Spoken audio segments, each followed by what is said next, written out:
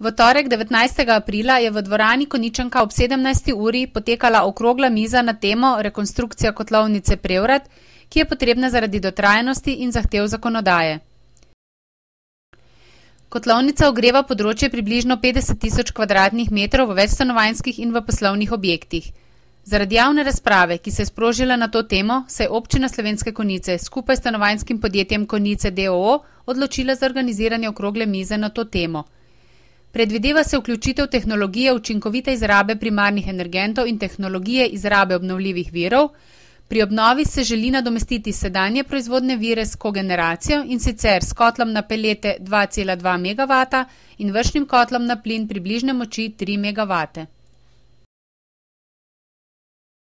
Tako so danes z nami gostje, ki nam bodo pri tem pomagali.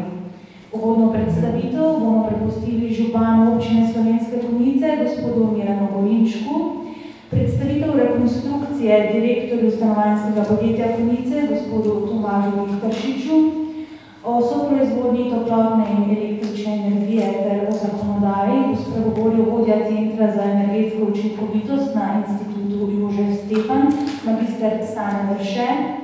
O ekološkem vplivu pa boste spregovorila predsednik Zveze ekoloških gibanj Slovenije, gospod Karel Lipič, in iz okoljsko-raziskovalnega zavoda doktorica Marinka Vovk.